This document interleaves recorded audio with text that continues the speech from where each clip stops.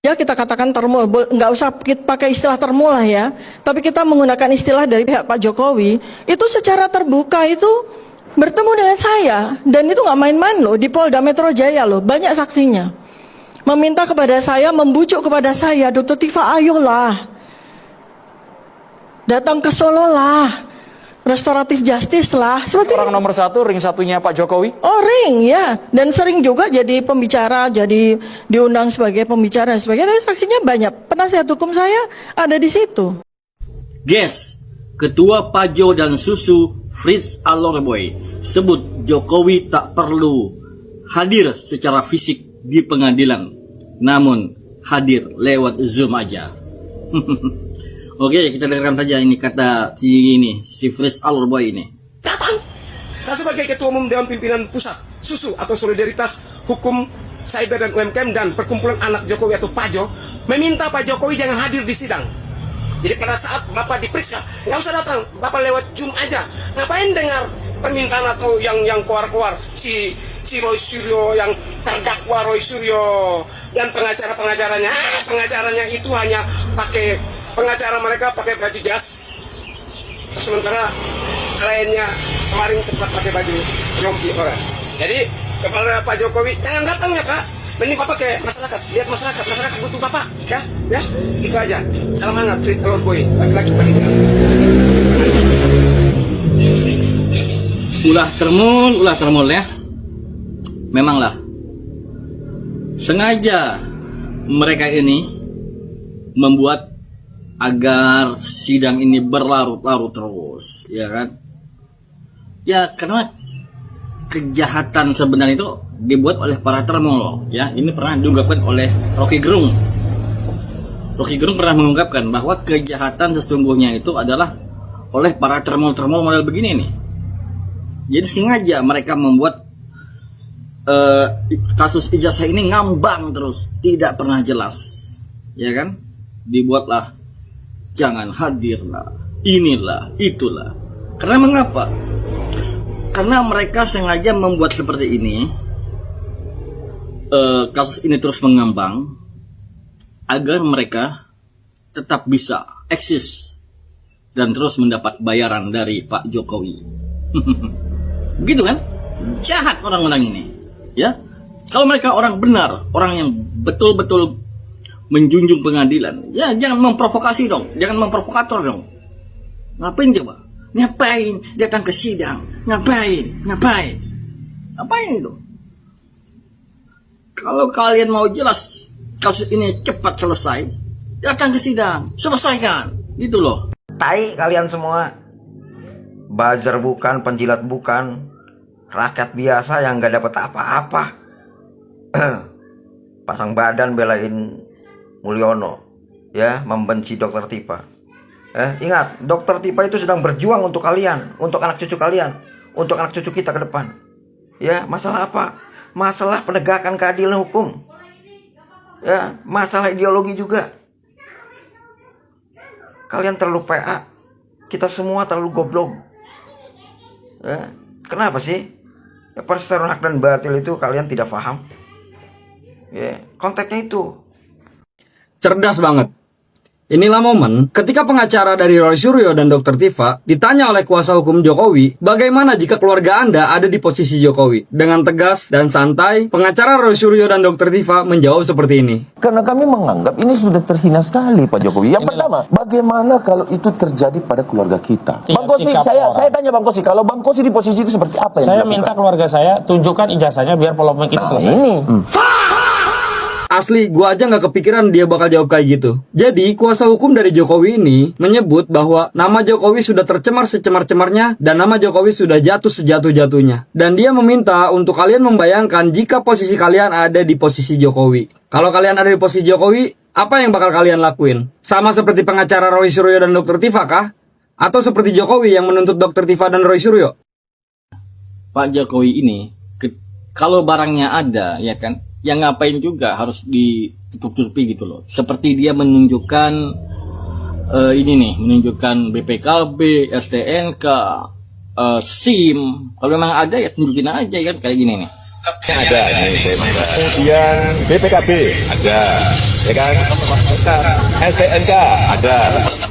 Nah, itu ketika dia menunjukkan barang yang ada, gamblang, jelas, ya kan.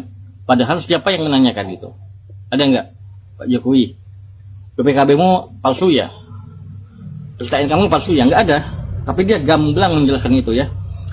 Namun ketika dia ditanya tentang ijazahnya palsu atau tidak, apa jawabannya? Nih, seperti ini jawabannya. Tidak ada kewajiban dari saya untuk menunjukkan itu kepada mereka.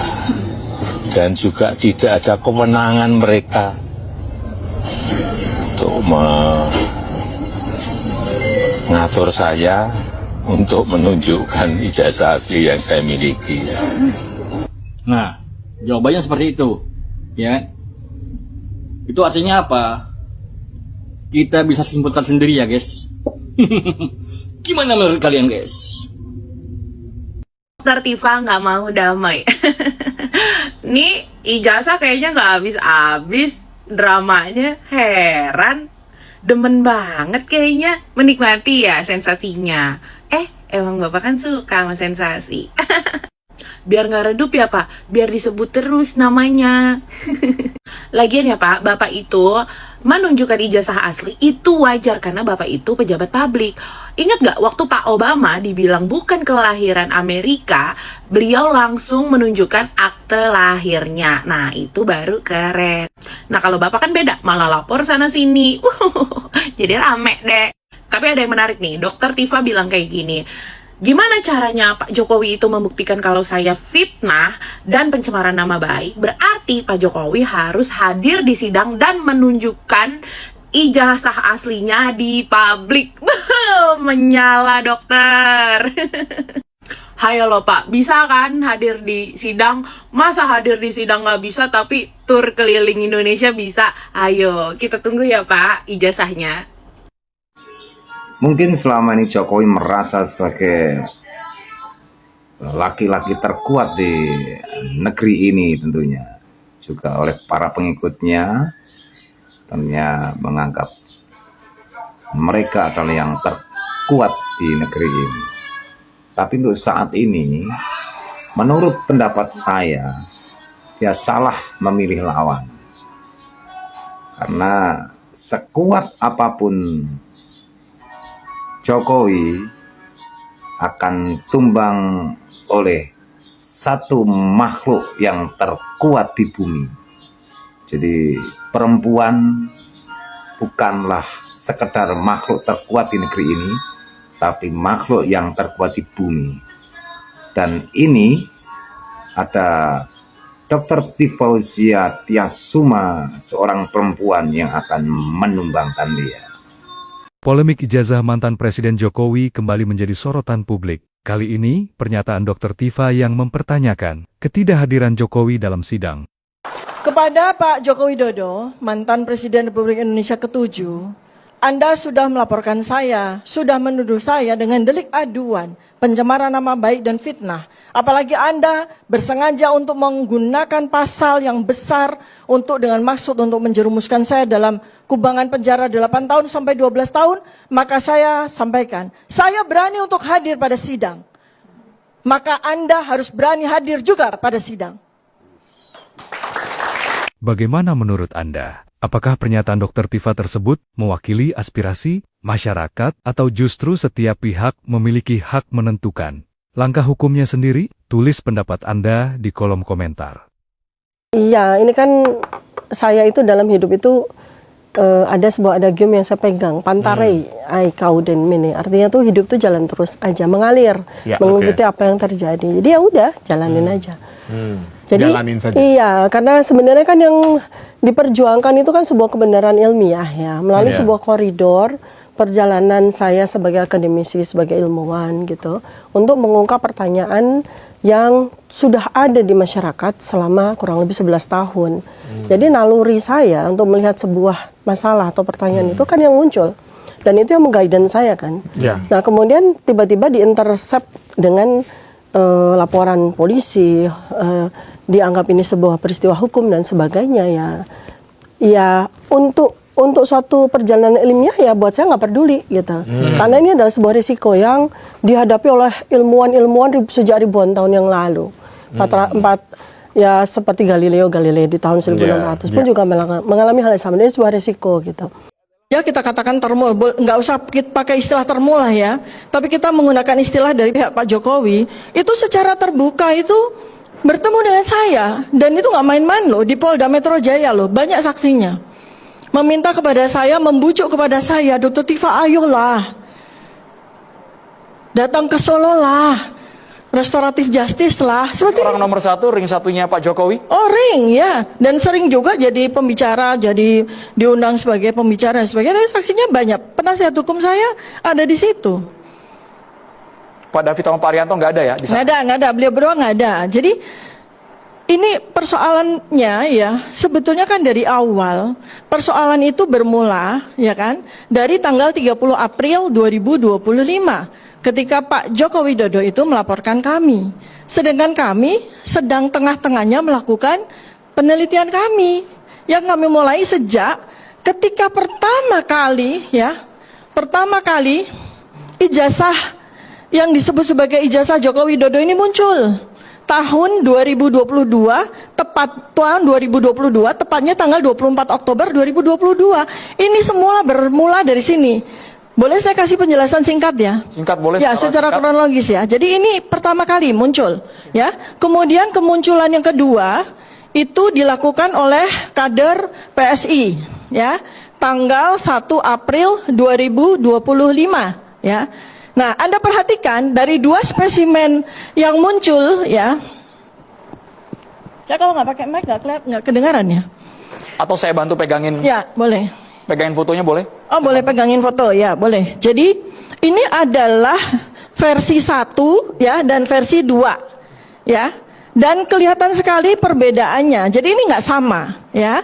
Kemudian versi 3, ya, itu munculnya di tanggal 22 Mei 2025 ketika Bareskrim, ya, ketika Bareskrim itu menyampaikan presentasi oleh Dirtipidum Pak Johandani ya. Nah, Anda lihat ya bahwa dari spesimen yang dipostingkan oleh Dian Sandi dan spesimen yang dipostingkan oleh Bareskrim itu beda. Jadi ini udah versi yang ketiga.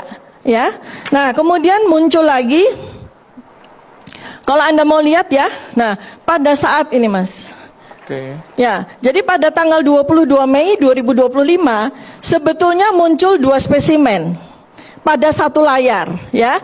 Jadi ini adalah spesimen yang dimunculkan di slide oleh Dirtipidum Johandani, ya, dan ini di pojok sini itu adalah so-called ijazah yang disampaikan oleh adik ipar Pak Joko Widodo namanya Pak Anto, ya.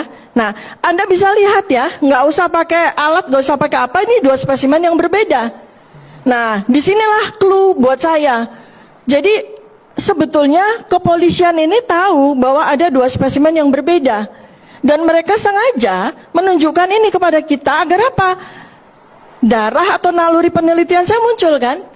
Padahal sebetulnya pada saat saya pertama kali melihat spesimen ini di 2022, itu studi perilaku yang saya lakukan, bukan studi tentang dokumen ini ya.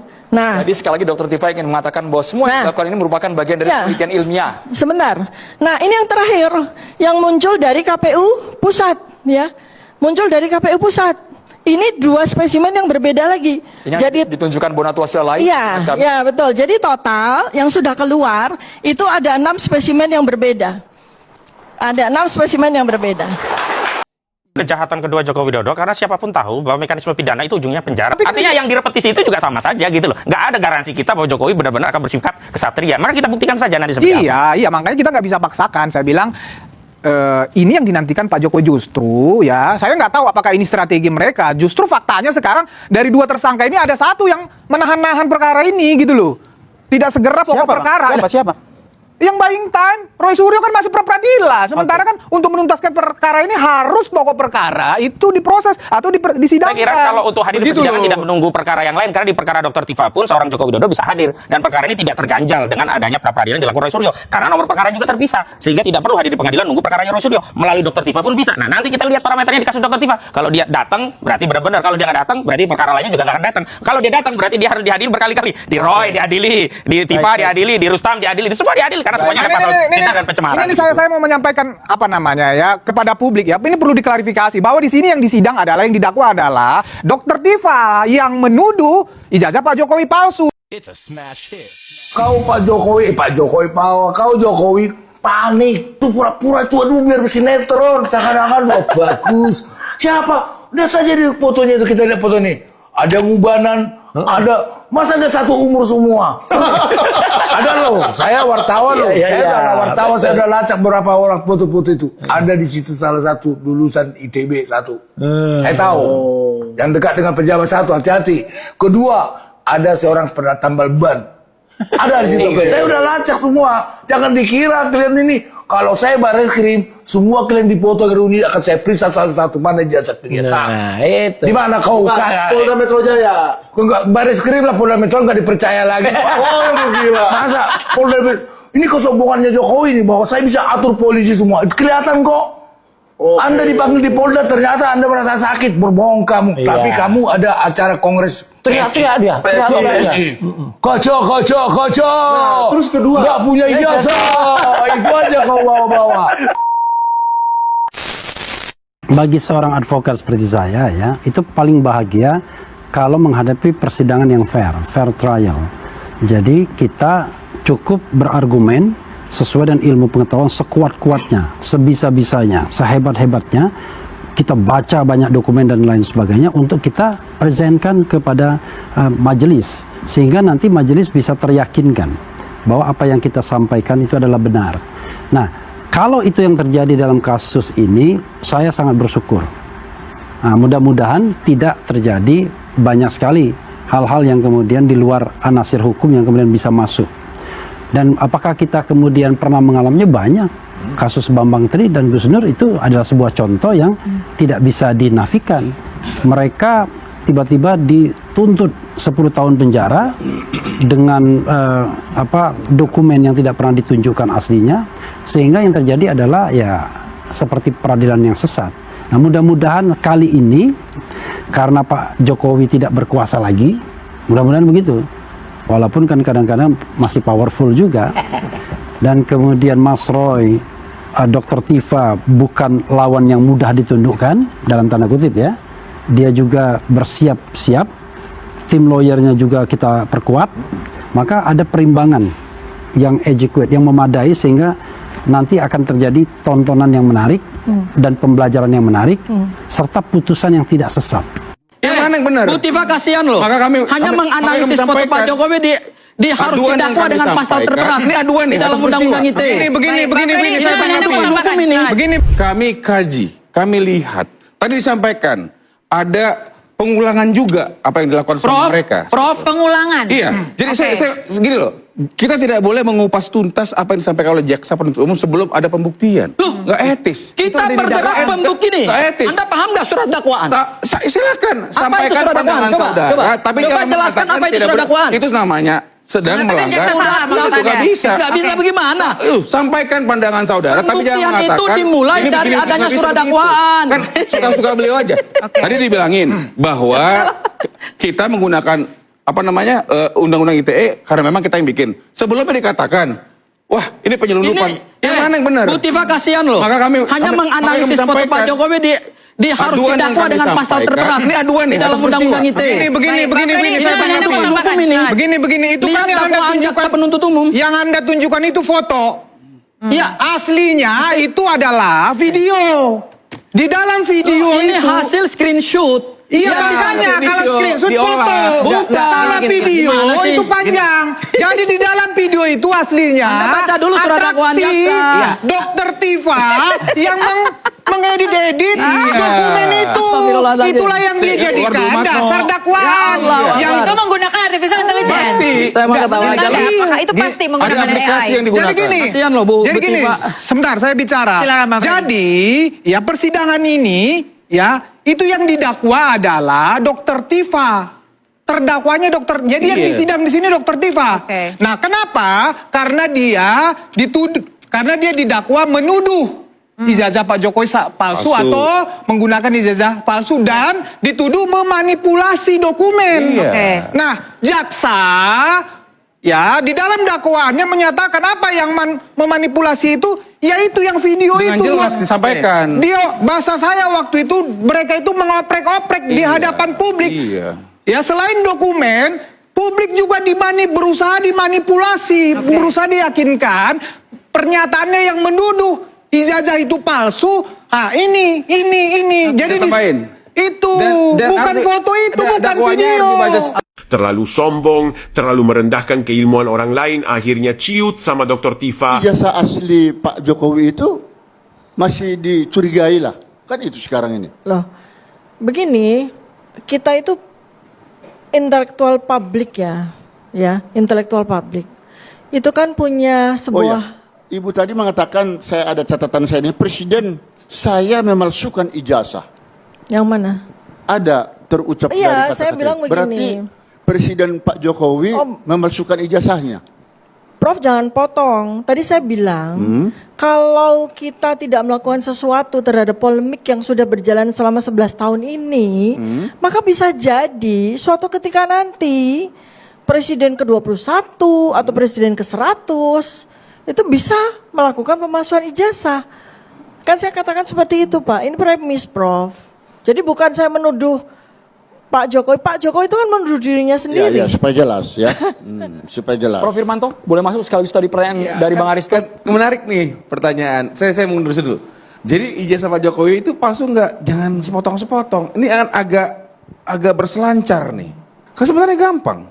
Ya, bisa jadi ijazah Pak Jokowi asli karena UGM sudah mengatakan asli, atau totali aja bilang saya dengan keahlian saya yang menurut saya udah mirip-mirip kayak paranormal, saya lihat gerakan-gerakan ininya segala macam, analisa saya, kewenangan saya karena itu adalah pemahaman saya bilang itu palsu. Jangan merendahkan keilmuan seseorang dengan kata-kata seperti itu, nggak pantas, Prof. Tidak. Nggak pantas, Prof. Karena dipertanyakan Anda tidak tahu ilmu saya, Anda mengatakan saya seperti paranormal, itu nggak pantas. Karena tadi kan sudah disampaikan juga sama rekan kita Pak Aristo.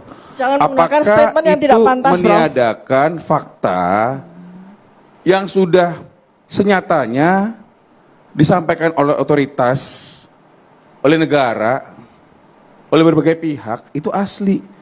Kemudian tuduhan ijazah palsu yang dilaporkan atau diadukan mereka dikatakan dihentikan karena tidak beralasan atau tidak cukup bukti. Kan gitu nih. Jadi kalau saya nggak bisa bertanya ya sudah, mohon maaf. Saya hargai Ibu, silakan. Tapi yang ditanya sama Bapak tadi ini, jadi yang mana yang palsu? Apakah spesimen-spesimen yang beredar di mana-mana gitu kan Pak, pertanyaan Bapak kan? Atau memang Ibu mengatakan ijazah Pak Jokowi dengan pemahaman saya itu palsu? Itu tadi versi penelitian dari pakar telematika Pak Suryo. Masuk telematika. Ini memang pendapat dari Pak Roy Suryo ya, jadi 99,9% itu berdasarkan hasil telematika, bukan dari Dokter Tifa, bukan. Jadi tadi Prof Bizar menanyakan itu, maka saya mau saya jawab. Ya, terkait dengan asli atau tidaknya, makanya 99,9% itu palsu. Sidang perdana Dr. Tifa dan Roy Suryo yang digelar di Pengadilan Negeri Jakarta Timur tanggal 2 Juli 2026 tidak dihadiri oleh Jokowi. Sebagaimana Jokowi pernah menjanjikan untuk bisa membuktikan ijazahnya asli ataupun palsu kepada publik, dia akan hadir di persidangan. Biar pengadilan yang memutuskan. Namun faktanya dalam sidang perdana kemarin Jokowi tidak hadir. Memang sejak awal saya katakan bahwa memang Jokowi ini adalah manusia penipu, manusia pendusta, manusia pembohong. Tidak ada kata-katanya yang bisa dipegang. Siapa yang bisa membuktikan apa yang dikatakan Jokowi itu adalah benar? Yang ada adalah sebaliknya. Kemudian banyak kejanggalan-kejanggalan yang terjadi di dalam persidangan. Salinan BAP belum bisa diberikan kepada tim pengacara atau penasihat hukum dari Roy Suryo dan Dr. Tifa. Di dalam setiap persidangan, salinan BAP itu sudah siap, diserahkan atau diterima oleh tim penasihat hukum dari tersangka. Ini tidak. Jadi ini sidang ini semua penuh skenario. Entah skenario apa yang mereka akan tampilkan. Sekali lagi saya katakan bahwa Jokowi adalah seorang penipu, seorang pendusta, dan seorang pembohong. Salam waras. Salam nasional sejati. Saya Ruslan Buton, Panglima Serdadu Ekstremat Nusantara. Saya bukan melihatnya sebagai presiden, tapi sebagai manusia yang sangat punya ketulusan, punya perhatian besar pada anak-anak Indonesia. Harus dihianati, itu aja. Demikianlah Nanik Esdeang dengan peran air mata buaya betina. BGN adalah warisan Jokowi. BGN didirikan oleh Jokowi. Kok bisa? Dadan korupsi dana MBG yang untungnya miliaran per hari, tapi hartanya masih tetap tercatat 9 miliar. Siapakah sosok kuat yang backing melindungi Dadan Hindayana?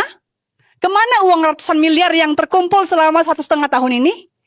Bisa-bisanya korupsi dana MBG aman dan tidak ketahuan, padahal jelas dan terpampang nyata di media belanja-belanja yang di markup. Terang jelas korupsi di mata rakyat. BGN adalah inisiatif Jokowi. Dia membuat peraturan Presiden nomor 83 tahun 2024 beberapa bulan sebelum Jokowi lengser, dan Dadan mengaku alasan Jokowi membentuk BGN adalah keberlanjutan. BGN itu kan baru. Kenapa keberlanjutan? Apa korupsinya yang keberlanjutan? Setelah harga bahan pokok naik, BBM naik, investor kabur, utang menumpuk, IKN mangkrak, ternyata sumber kerusakan semua ini disebabkan oleh Jokowi. Prabowo CEO MBG-nya sebagai pelaksana keberlanjutan program Jokowi yang menghabiskan APBN kita. Prabowo telah didemo pun masih tidak mau membuka telinganya karena ada Teddy di sampingnya. Matanya pun seolah tertutup, tidak melihat aksi nyata mahasiswa dan warga yang melayangkan 5 tuntutan kepadanya. Apakah CEO MBG benar-benar tidak tahu? Saya menduga hal ini ditutup-tutupi Teddy sebagai orangnya Jokowi untuk memberi kesempatan kepada Gibran naik panggung ketika Prabowo di demo rakyat. Sungguh Teddy menstruasi, menteri segala urusan dan situasi. Entah apa keistimewaan Teddy ini dibanding Gibran yang harusnya menjadi partner terdekat Prabowo. Padahal Prabowo dan Gibran satu paket pemimpin negeri yang tidak boleh dipisahkan. Kehadiran Teddy sudah seperti ibu negara bagi bangsa ini. Apakah ibu negara kita bisa meminta jaksa dan KPK periksa Nanik Esdeang karena menjabat sebagai wakil kepala BGN di masa Dadan Hindayana? Please, bantu jawab. Halo guys, pesona mantan Presiden ke-7 Joko Widodo itu sudah nyaris habis. Tinggal uang saja yang membuat dia masih diikuti oleh orang-orangnya. Seandainya Jokowi sudah tidak punya uang, selesai dia. Karena apa? Karena indikator-indikator yang terlihat belakangan, dia juga sudah mulai pecah kongsi dengan Presiden Prabowo. Ngeri kondisinya. Dan dia melakukan kunjungan ke daerah-daerah seperti Lampung dan sebagainya. Penolakan sudah mulai terjadi. Bahkan kegiatan-kegiatannya itu kosong melompong. Nah ini ada wawancara menarik di Forum Keadilan TV yang bisa kita simak. Salam waras. Ada demonya dan sebagainya. Tidak menunjukkan kalau sukses biasanya kan Jumawa Jokowi membuat press conference dan sebagainya. Dia pulang ke Lampung hari Minggu sore atau malam dan tidak menunjukkan orang yang happy dari hasil acara di Lampung. Nah, karena kenapa? Menurut saya karena dia memang sudah salah memahami atau salah persepsi. Dia pikir dia masih sepopuler ketika dia masih jadi presiden. Kalau masih jadi presiden kan dia bisa menggerakkan aparat, polisi, TNI, birokrasi, semuanya harus mendukung, memobilisasi masyarakat untuk bergembira menyambut gitu. Tapi kan karena sekarang dia hanya mantan presiden, mobilisasi yang sifatnya formal menggunakan perangkat alat negara itu sudah tidak bisa dia lakukan lagi. Nah, kebanyakan yang datang di acara yang hari pertama itu justru acara dialog yang muncul ya di media sosial saya lihat itu kursi yang kosong. Kalaupun ada yang hadir orang-orang yang memakai seragam kaos putih, kaosnya PSI, itu sangat sedikit sekali dibanding bisa dicek di media sosial. Itu acara yang kosong melompong, agak memalukan itu sebenarnya. Dan itu kan bocoran dari warga yang pasti menolak acara itu. Apakah Jokowi sebelum berangkat ke sana tidak tidak bikin riset dulu lah, atau mungkin ada tim apa disebutnya? Tim yang menjadi tim pendahulu dan lain sebagainya. Saya yakin dia melakukan itu, tapi dia kan sudah percaya dengan tim yang tim lokal gitu ya, ada tim Solo pasti tim lokal, tapi dia kan percaya aja dengan tim lokal. Apalagi ada info katanya dulu pemilu 2019 dia masih unggul di sana kan. Nah, tapi kan intinya problemnya adalah tim yang mendukung dia, panitia lokal, itu kan seperti saya sebut di awal, ini orang-orang bermasalah. Orang-orang yang mau melakukan ini karena ada cuannya. Karena mau ada untung, pasti kalaupun Jokowi menggelontorkan dana logistik, pasti hanya yang dipakai sekian persen, yang sekian persen dikantongin.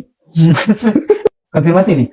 Dengan kata lain, Mas meyakini bahwa pesona Jokowi hanya pada uangnya. Uangnya. Jadi Jokowi itu masih bisa menggerakkan mobilisasi massa terbatas karena iming-iming uang. Kan foto beredar sekarang dia bagi-bagi amplop, lempar-lempar.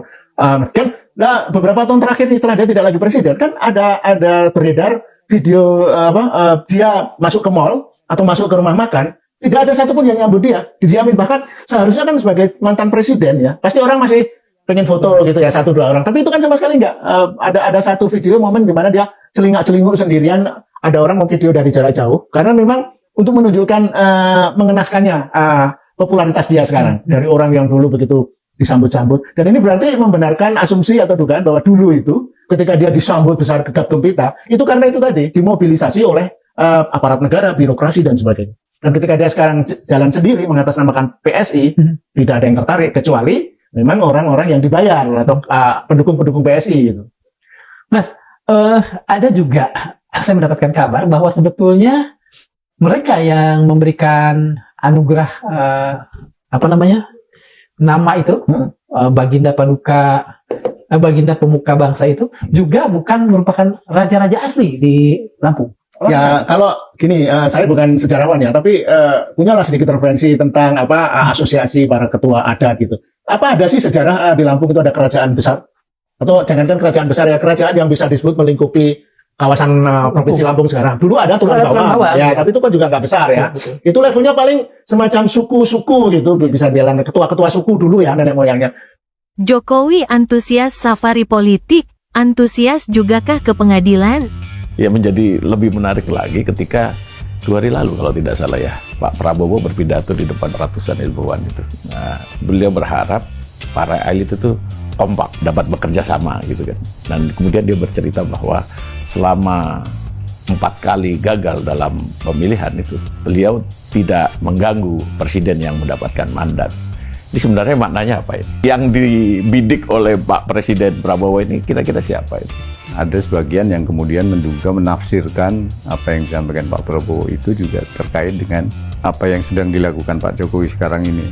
Apalagi sebelum ini kan juga ada tafsir lain terkait drama penahanan dan pembebasan Roy Suryo dan Dr. Tifa. Katanya nanti Pak Jokowi tidak bisa hadir langsung ke pengadilan.